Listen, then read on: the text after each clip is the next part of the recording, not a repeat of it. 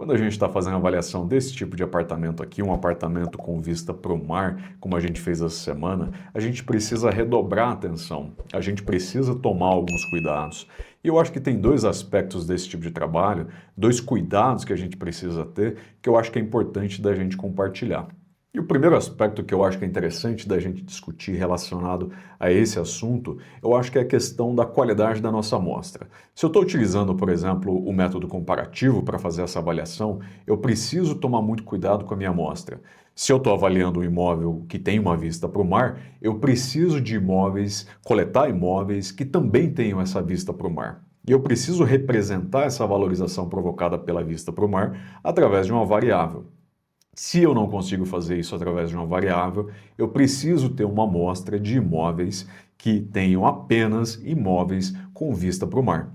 E outro aspecto que eu acho muito importante da gente compreender quando a gente está fazendo esse tipo de avaliação é compreender como foi o processo de urbanização dessa cidade. Melhor, como foi o processo de verticalização dessas cidades.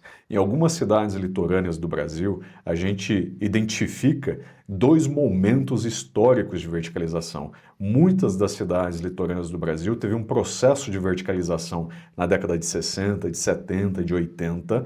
Depois teve uma estagnação dessa verticalização, as cidades permaneceram mais ou menos como estavam, e nos últimos anos elas vêm através de legislações específicas, através de liberações diferenciadas, você tem uma verticalização muito forte acontecendo nas últimas décadas.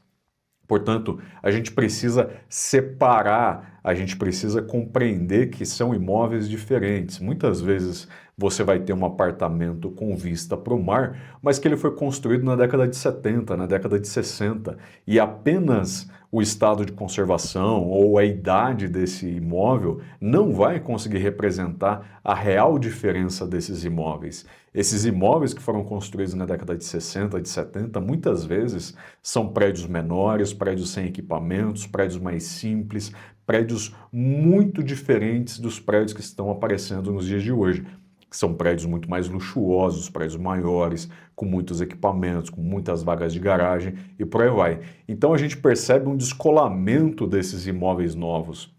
E muitas vezes apenas uma variável de imóvel novo e imóvel usado não vai ser suficiente para identificar a valorização provocada pelo fato de ser um imóvel novo ou a desvalorização pelo fato de ser um imóvel construído na década de 60, de 70, por exemplo. E muitas vezes, novamente, vai fazer com que a gente seja obrigado a construir um modelo próprio de imóveis novos, de alto padrão, que estejam localizados em edifícios de altíssimo padrão que a gente está visualizando nos dias de hoje, que estão sendo construídos nos dias atuais. É mais ou menos isso, é um assunto que a gente lidou durante a semana e que eu acho que é bacana de trazer aqui e compartilhar. Mas e você, o que você acha sobre isso? Deixa aqui nos comentários a sua opinião e me siga para mais reflexões como essa.